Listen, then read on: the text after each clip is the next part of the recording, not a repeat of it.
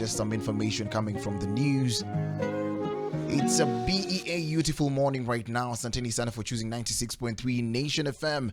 That's how you kickstart your day. You're chilling with me, most bankable host Brian Aseli. I am Mariam Bishar. Of course, we're getting into the news now to catch you up on what's happening. And of course, parents and students, Kenyans at large will be happy to know that the TSC and KUPPET have struck a deal ending the week-long strike that began as soon as schools reopened. So yesterday, there was meant to be a joint press conference between the TSC and KUPPET at about 2:30 p.m. But it ended up happening at 5:40 p.m. But they finally inked a deal and a return to work formula. And of course, it's proper that they they have to work together to actually come up with an agreed formula. One of them being healthcare, where KUPPET successfully negotiated for restoration of the previously reduced medical allocation.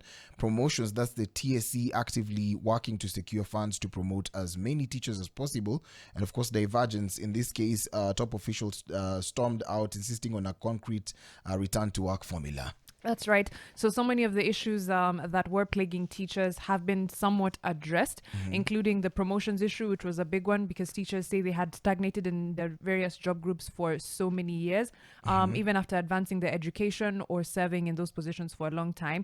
The permanent and pensionable employment of JSS teachers was also an issue of contentment. Of course, healthcare allocation. I know there was also the issue of remittance of deductions, statutory deductions, NSSF, NHIF, loans, etc. And all those, not all those have been dealt with, but at least the major challenges have been dealt with. And KUPPET have struck a back to work formula and asked all teachers to return to their workstations. Of course, there's need for there to be like crucial results.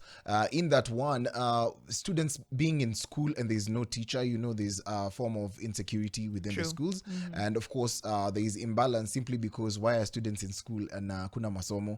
And some were sent home yesterday, which is such a waste. Can you imagine? Unalipa fare mara ngapi sasa? You had sent them to school. Yeah. You sent them home. Now they're being sent back to school. So especially for parents, it's actually been very hard financially. It's economic times are harder, and we actually thought that it's going to take longer. And Jana, I was having a conversation with you and told you that one of the guys that dropped me yesterday asubuhi hapo hivyo kwa taxi alikuwa ananiambia mimi mtoto nimeshampeleka shule, nimeshalipa school fees.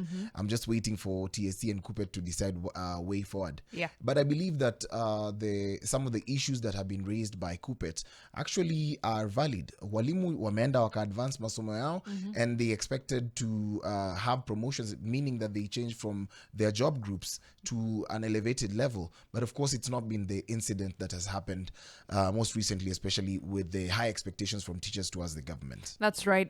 We hope that normalcy will return to schools, and of course education will continue as is supposed to. That the capitation funds that the government also owes schools are released on time so that students are comfortable in schools, and teachers, principals especially, aren't straining to keep kids in school and to feed them, and then that the TSC will keep their promise to teachers. I think it's very dangerous to play with the people who hold your nation's future. And of course, Gava is still having a hard time. If you read page 3 of the Daily Nation, you'll definitely know what I'm talking about, because there's industrial action said to happen with state facing a nightmare of civil servants downing their tools at the end of the month because of their collective bargaining agreement. Go and read page 2 and 3. That is if you want to catch on what is happening with the teachers and of course what's happening with the civil servants.